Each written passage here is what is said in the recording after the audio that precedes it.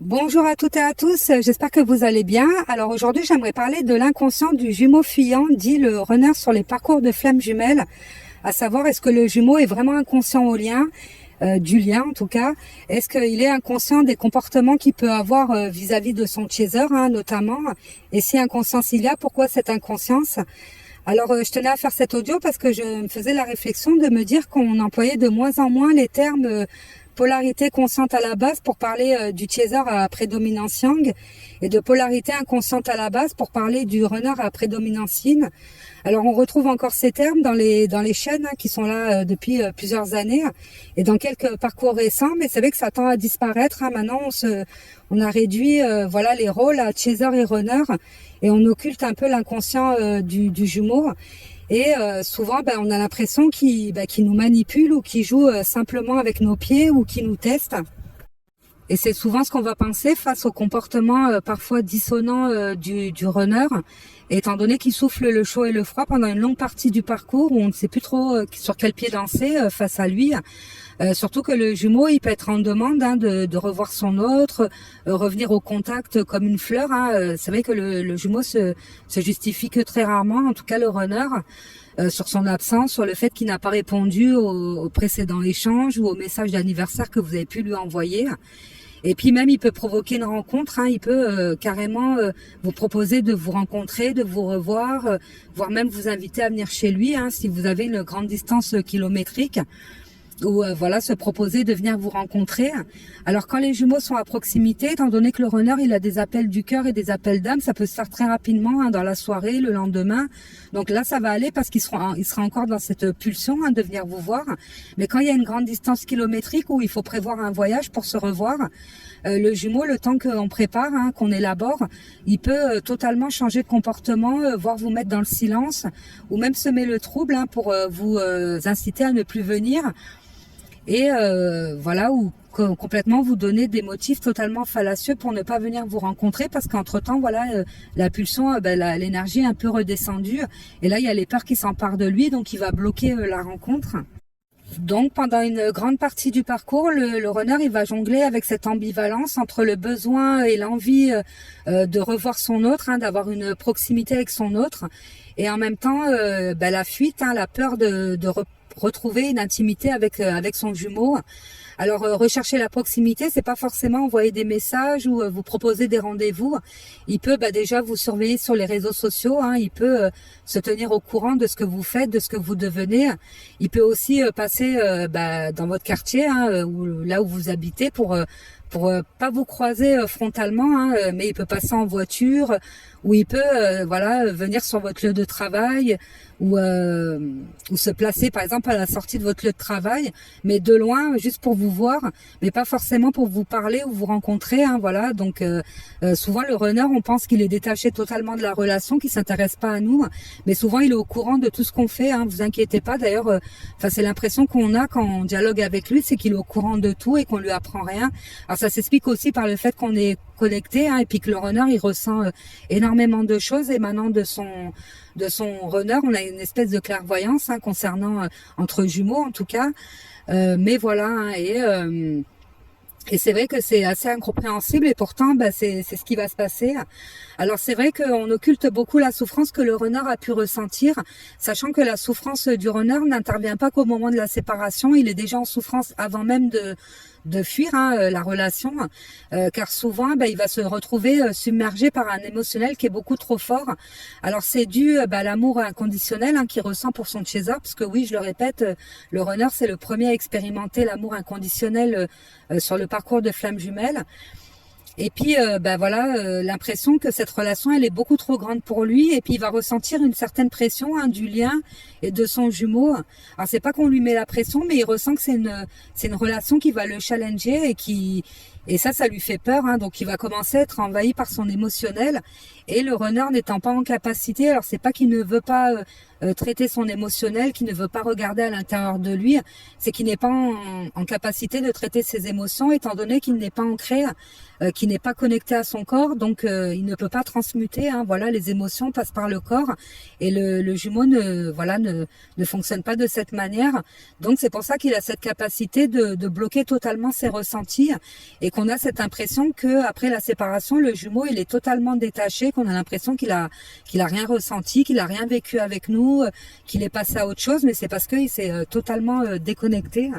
Et face à un émotionnel qui est entravant physiquement et psychologiquement, le mode de survie du renard va s'activer, instigé par le cerveau reptilien qui, face à un danger potentiel, va trouver un mode de protection, de défense. Alors ça peut être la fuite, ça peut être le stoïcisme ou ça peut être affronter le danger. Et pour le cas du renard, ça va être la fuite. Alors j'avais déjà expliqué que ça s'apparentait à une phobie. Voilà, quand vous voyez l'objet de votre phobie, ça peut être un insecte, ça peut être une abeille, ça peut être un serpent, une souris, peu importe. On se rend compte que on va réagir de manière totalement irrationnelle. On ne se maîtrise pas du tout parce que le but c'est d'éloigner le danger, de s'en écarter. Et c'est ce que fait le runner. Donc c'est pas le chaser qui l'apparente à une phobie, mais c'est la puissance de la relation quelque part. Alors moi j'avais perçu pour ma part que mon runner commençait à être submergé par ses émotions, même si je n'avais pas conscience de tout ce que je vous raconte aujourd'hui, mais j'avais l'impression qu'il étouffait à l'intérieur de lui. C'est vrai que je ressentais une espèce d'oppression, c'était même très difficile pour moi d'être à ses côtés à ce moment-là. Et souvent, il y a des chasers qui ne se rendent pas compte, parce que le runner, il peut donner le change, où il se rend pas compte que, en fait, le runner, il est à côté en train de se noyer totalement dans son émotionnel. Alors, moi, je prends un exemple où je regardais une vidéo d'un couple qui faisait du jet ski, où il y avait le chauffeur du jet ski qui s'éclatait, qui allait à une vitesse folle, et sa partenaire derrière qui baldinguait dans tous les sens, qui se prenait toute l'eau, et il avait perdu sa partenaire en cours de route, et c'est le caméraman qui lui avait dit que sa compagne était dans l'eau. Et c'est un peu ce qui se passe souvent, c'est que nous les chasers on est grisés par la relation, par l'intensité de la relation, et on se rend pas compte que en cours de route on a perdu le runner. Désolée pour l'image, mais c'est vrai que ça reflète bien ce qui se passe. C'est que le runner est totalement noyé dans son émotionnel, dans ses peurs, ce qui va créer pour lui un traumatisme. C'est vrai que le traumatisme va apparaître, en tout cas le matériel traumatique lié à la relation avec son autre va apparaître bien avant la séparation, bien avant qu'il prenne la fuite. Ce qui n'est pas le cas du chaser. Le chaser, vraiment le traumatisme, il va être lié quasi essentiellement à la séparation avec son autre. C'est là qu'on va ressentir la déchirure, que tous les traumas vont remonter, toutes les blessures elles vont s'ouvrir totalement, et c'est là qu'on va plonger dans la nuit noire de l'âme. Donc on est bien d'accord que quand le jumeau est fuit, c'est de manière totalement inconsciente. Lui n'est pas conscient de ce fonctionnement, de ce mode de protection. Et puis quand il fuit, il est dans l'amour inconditionnel pour son autre. C'est souvent quand l'amour qu'il ressent pour son chaser est à son paroxysme, qu'il fuit, c'est d'autant plus douloureux pour lui. Et souvent, de manière inconsciente, il va s'auto-flageller, il va entre guillemets se punir.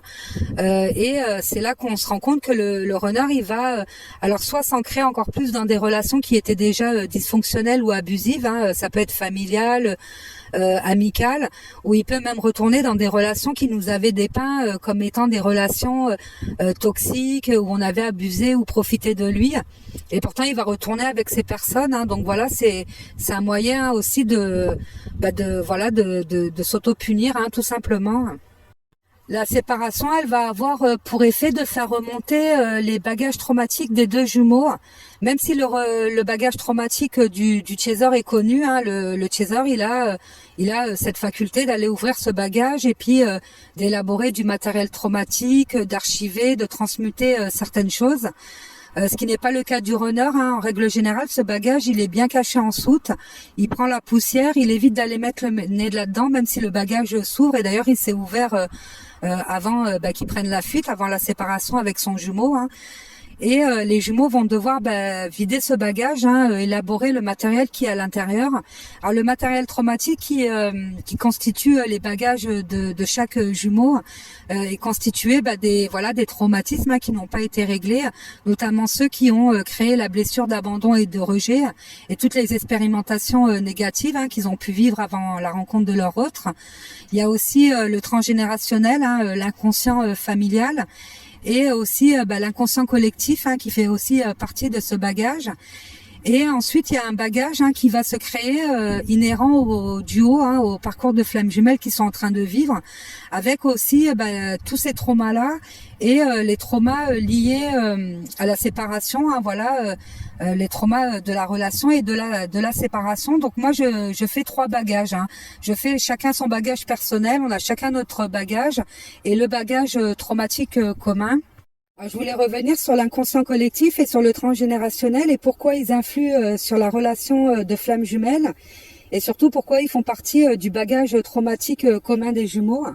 L'inconscient collectif, pour faire court, c'est la mémoire des hommes, c'est la mémoire universelle qui a été alimentée par les expérimentations qui ont été faites, qu'elles soient bonnes ou mauvaises, quelque part. C'est un peu la mémoire du monde. Et puis l'inconscient familial qui lui-même est influencé par l'inconscient collectif et qui lui-même peut être influencé par l'inconscient culturel, politique, religieux, peu importe. En tout cas, ce qui va faire que nous, on arrive sur Terre avec un bagage, un héritage qui ne nous appartient pas. Alors l'inconscient collectif, il va nous transmettre des codes psychologiques et l'inconscient familial des codes génétiques et on va devoir faire avec et souvent on se retrouve à avoir des croyances limitantes, des espèces de stéréotypes dont on a du mal à se détacher et des traumas aussi dont il va falloir se libérer. Quoi qu'il en soit, concernant toujours la relation de flamme jumelle, la relation en elle-même, elle est très difficile à accepter parce que ça rentre pas dans ce qu'on nous a vendu. En général, une relation amoureuse, une relation romantique, c'est un homme et une femme pour commencer, ce qui n'est pas le cas de tous les couples de flammes jumelles. On peut être face à un jumeau du même sexe. Donc on voit bien que l'âme n'étant pas genrée, ça n'influe pas sur l'amour que peuvent se porter les flammes jumelles. Et mais c'est même si les mœurs ont évolué, on peut pas dire que ça soit encore totalement admis. En tout cas, ça peut être totalement rejeté dans certains milieux en tout cas. Et puis la relation telle qu'elle se présente, où souvent dans les parcours longs c'est l'homme qui fuit, alors que dans les archétypes c'est l'homme qui fait la cour, c'est l'homme qui propose et la femme qui dispose, ce qui n'est pas le cas dans la relation de flamme jumelle. Et puis la séparation qui va intervenir assez vite et l'éveil spirituel et tout ce que ça va engendrer comme changement chez les 2 jumeaux. Donc ça, on voit bien que quand on en parle autour de nous, c'est pas du tout admis. Et puis le lien de flamme jumelle en lui-même. Alors même si l'âme, tout ça, on a bien conscientisé qu'on était une âme incarnée dans un corps. Ça peut ne pas poser problème. On voit bien qu'au niveau des liens d'âme, c'est encore problématique. Où le terme flamme jumelle, il a du mal à rentrer. C'est vrai que de dire qu'on est face à sa moitié d'âme ou face à une âme avec qui on a partagé le même œuf cosmique, ça paraît totalement délirant. D'ailleurs, c'est pas totalement admis, même dans les milieux spirituels, pas forcément, en règle générale, mais on voit bien que tout ça, et puis cette notion de séparation, c'est vrai qu'on est toutes et tous connectés à cet inconscient collectif, ce qui prouve bien qu'on est tous reliés les uns aux autres, alors qu'on se sent toujours séparés. Déjà dans le lien de flamme jumelle, on se sent séparé de sa flamme jumelle parce qu'on n'est pas ensemble physiquement, alors que finalement on est reliés les uns aux autres et surtout avec sa flamme jumelle. Dans la relation flamme jumelle, c'est surtout le chaser qui va devoir se départir de cette notion de séparation et prendre conscience qu'on est connecté H24 avec son jumeau. D'ailleurs, le runner, lui, il intègre très bien et il ressent la présence de son autre. De toute façon, lui, il a une reliance particulière avec la 5D, avec le divin. Donc lui, il est interconnecté, j'ai envie de dire. Et aussi, il est détaché du temps. On voit bien que le runner, il prend tout le temps nécessaire pour avancer, alors que nous on court après le temps, on voit le temps qui passe et ça crée beaucoup d'inquiétude, ce qui n'est pas le cas du runner. Donc pour revenir aux croyances limitantes, alors on voit bien que la relation de flamme jumelle, elle transcende un peu tout ça. Et puis dans les croyances limitantes, qui sont souvent transmises de manière inconsciente par la famille, mais qui sont assez présentes, c'est la notion par exemple de clan, où on doit se mettre avec quelqu'un du même rang qui doit intégrer le clan. Ça peut être pour préserver l'héritage, le nom, le prestige du nom par exemple. Et souvent ça peut poser problème parce que les jumeaux, il y a des différences à transcender, surtout sur les parcours longs. Ça j'avais déjà expliqué des difficultés à surmonter sur les parcours longs, ou quand il y a une différence, que ça soit une différence de culture, de religion, de milieu social ou une différence d'âge, surtout quand la femme est plus âgée que l'homme, on voit bien que ça rentre pas non plus dans les cases quelque part. Et ça, il va falloir passer au-dessus. parce que souvent ça peut bloquer côté runner, où le runner il sait que cette relation ne va pas être admise. Alors même si ça n'a pas été formulé directement par la famille, mais en tout cas après la séparation avec son hôte, il va ressentir une certaine pression familiale, parce que pour une fois il allait transgresser une règle qu'il n'avait peut-être pas conscientisée, mais il allait peut-être faire quelque chose qui lui fait envie, aller avec la personne qui lui plaît vraiment et qui n'entre pas forcément dans le cadre des attentes de la famille, en tout cas des parents. Et là, il va se rendre compte qu'il a une certaine pression familiale. C'est souvent là qu'il va la ressentir et il aura du mal à s'en libérer. Donc, c'est pour ça que souvent le runner, c'est quand même lui qui essaye un maximum de rentrer dans les cases de la société, de la famille, ce qui n'est pas le cas du chaser, parce que le chaser, déjà, il a cherché à s'émanciper avant la rencontre avec son jumeau. Et souvent, comme il place la relation de flamme jumelle au-dessus de tout, lui, il est prêt à se départir de beaucoup de croyances limitantes, de schémas qui ne lui appartiennent pas, ce qui n'est pas le cas du runner. Même si le chaser, il peut avoir du mal avec la notion de sacrifice, ça peut être souvent envers les enfants où on a du mal un peu à se libérer, où on est dans cet archétype un peu de la mère qui se sacrifie pour ses enfants, qui donne tout et qui s'oublie parfois. Et sans parler des enfants, même au niveau des parents, où souvent on a peur d'aller à l'encontre des attentes des parents, de perdre une certaine reconnaissance. Et on a peur d'être jugé, d'être rejeté, d'être abandonné par le clan, tout simplement. Et puis on va considérer ce besoin, cette envie, cette pulsion de faire ce qui nous plaît, de faire ce dont on a envie, comme étant une part d'ombre. On va beaucoup culpabiliser en se disant qu'on est peut-être une mauvaise personne, qu'on est égoïste, qu'on pense qu'à nous, alors que finalement, c'est un peu ce qu'on nous demande sur le parcours de flamme jumelle. Concernant l'inconscient familial et l'inconscient collectif, et surtout ces archétypes, c'est-à-dire les représentations qui nous ont été transmises au fil des âges, où souvent l'homme est représenté comme étant le guerrier, le héros, l'homme fort, et on voit l'impact que ça peut avoir sur les hommes en règle générale qui n'acceptent pas du tout des émotions dites négatives ou leur hypersensibilité, leur vulnérabilité. Et c'est le cas du runner où souvent il n'exprime pas cet émotionnel-là, qu'il considère comme étant honteux. Alors la sensibilité est considérée comme une faiblesse, c'est une part qui va refouler, qui va totalement bloquer. Et la problématique va être quand il va être face à des déprimes, des dépressions, des burn-out ou à des nuits noires de l'âme sur le parcours, où il va hésiter ou ne pas du tout consulter des psychologues, des psychiatres, des thérapeutes, et ne pas prendre cette souffrance, en tout cas se charger de cette souffrance. Et on sait très bien les impacts que ça peut avoir sur le long terme, des émotions qui sont refoulées, où ça peut amener à des troubles psychotiques, tout simplement, ou des chocs émotionnels qui vont rester aggravés à l'intérieur de soi et enfermés et pas exprimés et pas libérés, surtout. Donc ça, le runner, il va devoir accepter sa part féminine, parce que les hommes sont porteurs d'une part féminine qui doivent laisser s'exprimer, et sortir de ces croyances limitantes, comme quoi l'homme doit toujours être au taquet, ne doit pas pleurer. Alors tout ça, c'est donc c'est vrai que les hommes ils tendent un peu à se libérer de tout ça, mais c'est encore très très présent, très prégnant dans suivant l'éducation qu'on a pu recevoir, l'image qui nous a été aussi transmise de la part de nos parents, de nos familles, et puis l'image du père aussi qu'on peut avoir. Et ça, le runner, il va devoir travailler là-dessus. Concernant les archétypes féminins, on a souvent les représentations des femmes comme étant des êtres bienveillants, vulnérables, soumises à la domination masculine, dans le sacrifice pour la famille, pour les enfants. Et c'est vrai que ça amène beaucoup de déséquilibre. Et en tout cas, on ressent une espèce de pression. On a cette sensation qu'on va devoir en faire plus pour être reconnu, pour être accepté. Et c'est ce qui se passe souvent dans le domaine professionnel, même familial, quand on a des frères où on a l'impression que on doit tout faire bien parce que sinon on va être rejeté. En tout cas, moi, ça a été mon cas. J'avais un frère aîné et un plus jeune frère, et c'est vrai que mes frères, ils étaient beaucoup plus valorisés que moi, alors que moi, je faisais tout bien, mais j'étais quand même rejetée du fait que j'étais une fille, tout simplement. Et ça, va falloir se libérer, en tout cas, de ces croyances limitantes. Et puis c'est ce qui fera bouger un peu le monde, j'ai envie de dire, parce que c'est vrai que la parité, on y tend, mais on n'y est pas réellement. On voit bien dans les milieux professionnels, familial, où la parité n'est pas respectée. C'est pas encore appliqué de partout, hein, donc ça. Et puis même au niveau de la sexualité, hein, où souvent la femme elle est apparentée à la mère, à la procréation, où on va avoir du mal à avoir une sexualité épanouie. Et si c'est le cas, ça peut être honteux, hein, voilà. Puis de toute façon, on voit bien les femmes libérées, comment elles sont considérées. Hein, faut dire ce qui est. Il y a des qualificatifs qui sont pas très glorieux, c'est pas encore toléré, hein, voilà.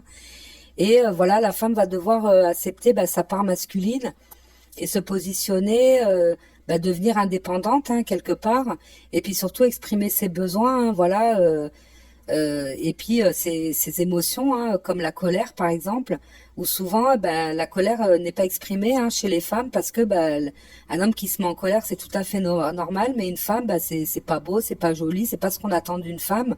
Et d'ailleurs je regardais un sketch de Florence Foresti qui disait qu'une femme c'est soit très gentille ou soit c'est folle, hein. Et c'est vrai, hein, quand on y regarde. D'ailleurs l'hystérie, hein, c'est féminin, hein. Et enfin c'est un terme féminin en tout cas. Et c'est vrai que je remarque même dans la sphère flamme jumelle, hein, où souvent quand on exprime de la tristesse, de la douleur, tout ça c'est accepté, c'est accueilli. Mais quand on exprime de la colère, je remarque qu'on peut avoir des commentaires disant que on n'a peut-être pas suffisamment travaillé sa blessure de trahison ou d'injustice. Voilà, cette espèce de culpabilité, alors que la colère fait partie du parcours, hein, on va devoir l'accueillir aussi, la laisser nous traverser.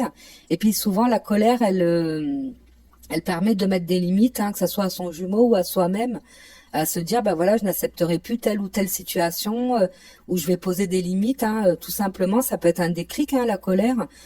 Donc il faut totalement l'accueillir, hein. Et c'est vrai que la colère n'est pas apparentée surtout à l'agressivité, ça n'a rien à voir. Mais la colère, si elle n'est pas exprimée, souvent on va la retourner contre nous et ça va amener une forme de culpabilité. On va devoir donc se libérer de cette notion de séparation, d'opposition et de dualité, et plutôt retourner dans la complémentarité, hein, à l'image du yin et du yang.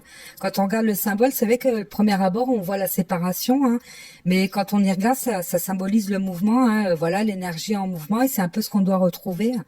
Et puis en tant que femme, on doit se libérer de cet archétype qui est Ève, hein, Ève qui serait la première femme à avoir péché, qui aurait condamné sa lignée féminine, et plutôt se rattacher à Marie, hein, qui est aussi un archétype primordial, qui représente le savoir et la mère universelle, hein, et la bienveillance, hein, envers soi et envers le monde. Alors sans parler de religion, c'est aussi ce qu'elle représente. Et puis l'inconscient familial et l'inconscient collectif, hein, étant donné qu'ils sont liés entre eux, sont là pour nous pousser dans nos retranchements, hein, à nous pousser à libérer ces mémoires qui sont souvent négatives, hein, ces croyances limitantes, pour nous permettre d'accéder aux mémoires beaucoup plus positives, hein, parce qu'il n'y a pas que du négatif dans le karmique, où voilà, l'inconscient collectif et l'inconscient même familial, c'est une banque de données mémorielles infinie, avec toutes les expérimentations du passé, du présent et à venir aussi, hein, donc ça nous donne des clés. Et d'ailleurs, les Égyptiens, c'est ce qu'ils faisaient, hein. Les Égyptiens, ils se connectaient à cet inconscient collectif, aux mémoires ancestrales, pour avoir des réponses, hein, des solutions à des problèmes, même des remèdes à des maladies. Et c'est ce que font les Indiens aussi, hein. Voilà, quand ils contactent les ancêtres, c'est ce qu'ils font aussi. Et nous, il faut nous apprendre à nous y reconnecter, hein. Alors, l'inconscient collectif, c'est ce qui amène les synchronicités. Souvent, même dans les rêves, hein, on a des réponses dans les rêves. Souvent, on se couche, on a une problématique et on se réveille le matin, on a la solution, hein. Quand on dit que la nuit porte conseil, et on peut demander à l'inconscient collectif de se manifester pour nous donner des solutions, hein, sous forme de symboles, de personnages mythologiques, peu importe. Ça, j'ai déjà abordé ce sujet concernant mon audio sur les rêves. Et donc voilà, il va falloir en tout cas se départir, hein, de croyances limitantes qui vont bloquer le parcours de flamme jumelle en tout cas, et qui vont faire partie du bagage commun des jumeaux, hein, du duo. Et à côté de ça, nous on va devoir libérer notre propre bagage personnel, hein, traumatique personnel, avec des mémoires peut-être familiales qui sont liées à des traumas, des expériences négatives, aussi à des croyances limitantes. Donc ça sera dans notre bagage personnel, mais bon, dans le bagage commun, voilà, on a des mémoires à libérer aussi et à nettoyer, hein, tout simplement. Le bagage traumatique commun des jumeaux ayant été créé, hein, alimenté par les traumas qu'ils ont été réveillés ou révélés, du moins pendant la relation et suite à la séparation. Donc ce bagage devrait être pris en charge logiquement par les deux jumeaux, hein, étant donné que les deux l'ont alimenté. Mais pendant une longue partie du parcours, le runner, hein, de manière totalement inconsciente, va refiler ce bagage à son chaser, parce que lui n'est pas en capacité, hein, de gérer tout ce matériel traumatique, du fait que lui ne transmute pas, hein, comme il ne laisse pas les émotions passer par le corps, il peut pas transmuter et libérer, ce que fait très bien le chaser. Alors ça s'explique par le fait que le chaser, il est beaucoup plus, enfin en tout cas il fait beaucoup plus appel à son cerveau gauche, hein, qui est le siège de la rationalité. C'est tout ce qui est palpable, matériel, hein, c'est l'expression orale, écrite, c'est voilà, les pensées analytiques. Donc le chaser, lui, il est plus à même, hein, de mentaliser une situation, de la retourner dans tous les sens, et puis de laisser les émotions qui s'y rattachent le traverser, hein. C'est comme ça qu'on transmute, et souvent de manière totalement inconsciente, hein. Des fois on mentalise quelque chose, c'est un poids pour nous, et puis du jour au lendemain on est libéré parce qu'on a tellement mentalisé finalement que l'émotion elle va se transmuter d'elle-même, hein, j'ai envie de dire. Enfin, pas d'elle-même, mais de façon, inopinée, hein, c'est plutôt ça le terme.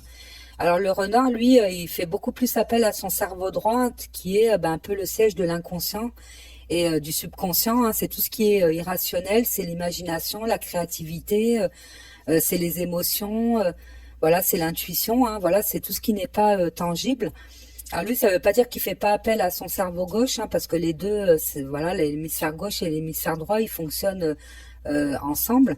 Mais du moins, lui, il va mentaliser, mais toujours dans le même sens. Alors, il va avoir un point de vue et puis il va plutôt ruminer, hein, là-dessus. Et puis, il ne va pas laisser surtout les émotions descendre, hein. Dès qu'il sent qu'il y a une émotion qui se rattache à une situation, il bloque totalement. Alors c'est pas qu'il ne veut pas gérer son émotionnel, mais c'est qu'il n'arrive pas à s'en libérer, hein. Du moins ça va plutôt rester bloqué. Et puis le runner, quand il descend très bas, il a beaucoup de mal à remonter. Alors c'est plutôt ça le souci. Et puis souvent cette facilité, hein, qu'il a de bloquer son émotionnel est due souvent à un choc traumatique.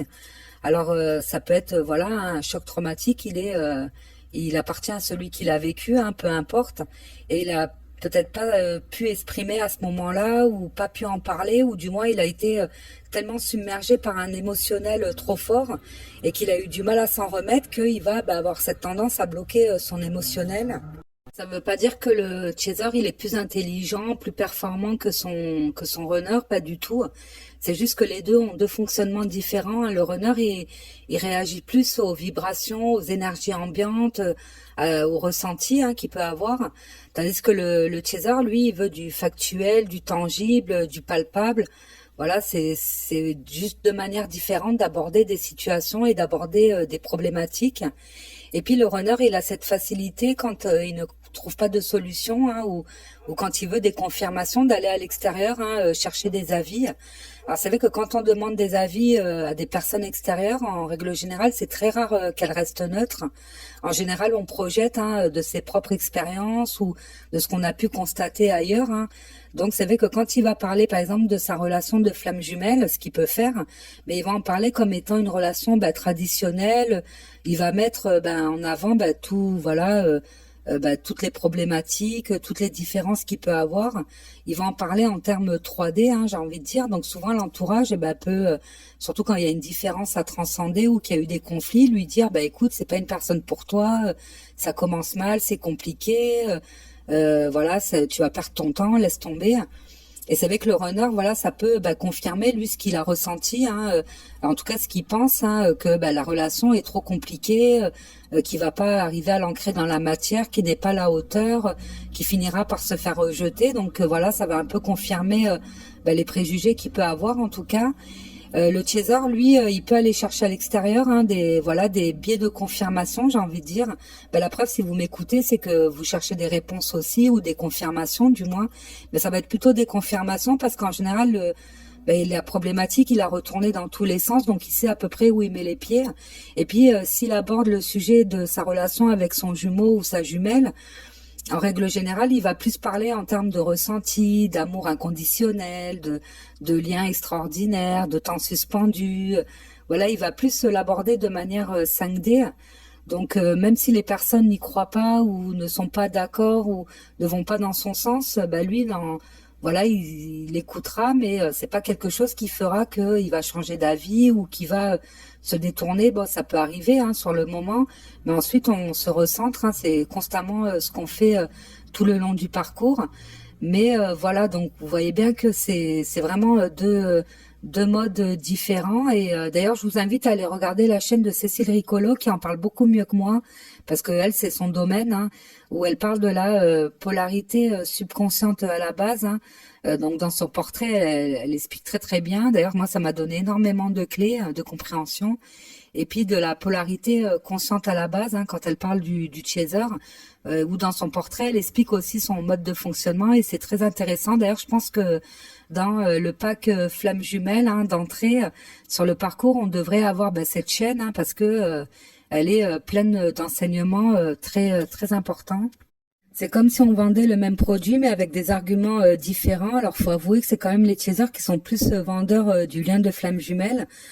Quoique la tendance s'inverse, hein, parce qu'il y a beaucoup de runners qui sont éveillés au lien en premier, qui ont conscience du lien de flamme jumelle. Et d'ailleurs, j'en profite pour répondre à cette question. Hein, est-ce que le runner, il est conscient ou éveillé au lien? Alors pour moi, oui. Ça, je le répéterai toujours, hein, que souvent c'est le runner qui reconnaît son autre en premier. En tout cas, qui reconnaît que c'est une relation qui est extraordinaire, qui va bouleverser sa vie, qu'il est face à un amour incroyable. C'est souvent le runner. Alors c'est pas parce que le runner n'exprime pas qu'il ne ressent pas. Au contraire, hein, plus il ressent et moins il va exprimer parce qu'il a du mal à retranscrire ses émotions, voire même à les comprendre hein, totalement. Et quand bien même hein, dans ses recherches extérieures, hein, il peut voilà avoir tapé des termes sur Google. Je suis obsédé par mon ex, je pense toujours à mon ex.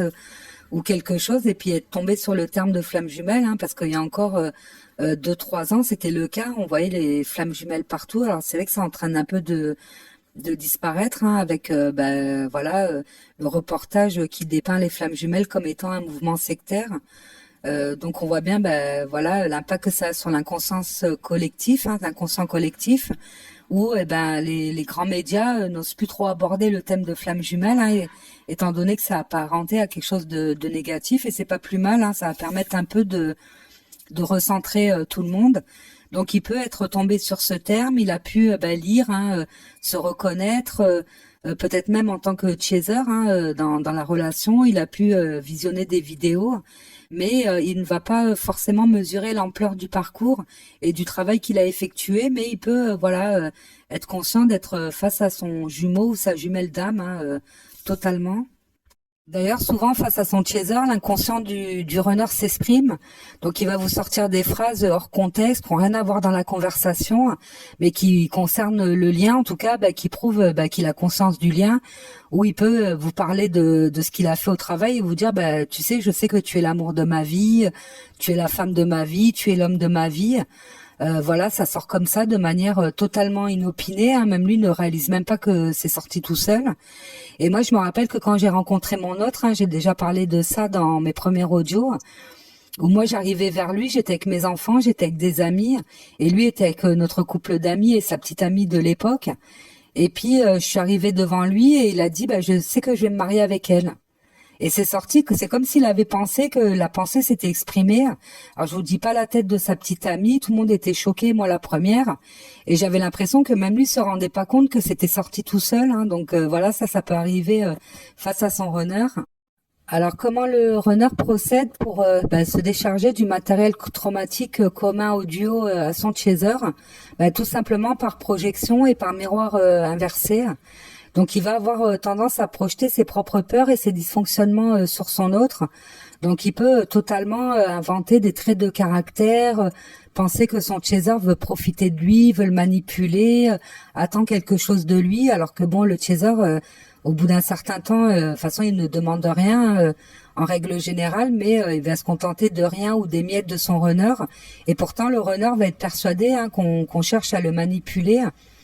Alors sans projeter lui ses propres dysfonctionnements hein, vis-à-vis de son chaser, il va projeter lui ce qu'il vit dans des relations abusives, ou lui par contre peut être dans des relations où il y a un peu des jeux de pouvoir, hein, où il va utiliser la matérialité, la sexualité pour maintenir un relationnel. Où il va peut-être être abusé, on va profiter de lui, ou peut-être être hypocrite hein, vis-à-vis de lui, ça arrive souvent aussi côté runner. Et il va projeter ça sur son chaser hein, en pensant que son chaser, voilà, il veut profiter de son argent, de sa sexualité, que peut-être il n'est pas sincère avec lui, qu'il lui dit des choses qu'il ne pense pas. Et voilà, donc ça c'est assez incroyable parce que souvent, même dans la relation flamme jumelle, il y a aucun lien de matérialité et de sexualité. Hein, souvent, même si les jumeaux ont dépassé le stade du flirt, ce qui peut arriver que les jumeaux n'ont même pas été jusqu'au charnel, hein, voire même jusqu'au flirt, même si ça reste quand même une relation sentimentale. Hein, mais on peut pas dire qu'il y a un suivi hein, relationnel, que voilà. Et puis le runner ne s'investit pas dans la relation, donc on sait très bien qu'on peut pas compter sur lui. Puis de toute façon, on est indépendant de nature, hein, nous les chasers. Et pourtant, il va penser hein, ou qu'on n'est pas sincère. Alors justement, il va être dans cette dualité de se dire, tiens, c'est bizarre parce que il ou elle m'accueille toujours les bras grands ouverts. Il passe sur tout et puis pourtant, ça, c'est quand même bizarre parce que lui, c'est pas son fonctionnement. En général, le runner, il donne beaucoup. Hein, en matérialité, même s'il s'implique pas émotionnellement, il va donner d'autres façons en présence ou quoi que ce soit, ce qui ne fait pas avec le chaser. Donc il peut être très suspicieux, très méfiant et projeté totalement sur son autre. Et ça, c'est assez incroyable. Et d'ailleurs, c'est pour ça qu'on porte souvent le poids de l'échec de la relation, nous les chasers, et qu'on a une très grosse, en tout cas, culpabilité vis-à-vis de son autre hein, et de la relation, en se disant que on a essayé de le contrôler. Tout ça et puis souvent c'est induit en rapport avec le syndrome du sauveur hein, c'est pas quelque chose qu'on fait consciemment sciemment en tout cas et souvent on ressent une forte culpabilité, on va occulter totalement ce qu'a fait le runner, voilà les actes manqués, les rendez-vous loupés, les silences radio, le manque de justification, les excuses, on n'en a jamais. Voilà, et pourtant on porte en nous cette culpabilité parce que c'est ce que nous renvoie le runner, c'est comme ça qu'il se décharge de ce matériel traumatique sur le chaser pour nous pousser à l'élaborer, hein, tout simplement. Et Adeline Gardinier, hein, voilà, hein, qui m'a inspiré aussi cet audio concernant le traitement du matériel traumatique. Hein, vous savez qu'elle donne énormément de clés. Alors je vous conseille vivement d'aller regarder sa chaîne ou du moins d'aller lire son blog, hein, parce que c'est très intéressant, où elle donne l'exemple des personnes qui souffrent de troubles psychotiques, hein, qui vont avoir tendance à refiler leur matériel traumatique à des personnes référentes. Ça peut être les parents, le père, la mère, ça peut être le psy ou même la société. Et on voit qu'ils peuvent faire preuve d'accusations souvent non fondées, voire d'agressivité, et accuser l'extérieur de tous leurs maux. Hein. Donc c'est une façon aussi voilà, hein, de se décharger de ce matériel qu'ils ne peuvent pas traiter. Et sans aller dans les troubles psychotiques, on voit que c'est le cas dans les familles hein, où il y a un bouc émissaire, ce qui a souvent été le cas chez les runners ou les chasers, hein, où on se rend compte que les boucs émissaires traitent le matériel traumatique un peu de toute la famille. Et quand le bouc émissaire décide de quitter, hein, on se rend compte que ces personnes se retrouvent avec tout ce matériel traumatique, elles ne peuvent gérer elles-mêmes et elles vont essayer de se le refiler entre elles. Et on se rend compte que ça crée des conflits. Donc finalement, le bouc émissaire sert à maintenir un certain équilibre familial, hein, souvent. Donc ça, c'est assez incroyable. En tout cas, c'est la conclusion moi que j'en ai tirée, étant donné que je suis passée un peu par là hein, dans mon enfance. Il ne va pas falloir que se détacher physiquement, hein, va falloir couper aussi les liens énergétiques parce que c'est eux qui permettent les transferts hein, de charges traumatiques.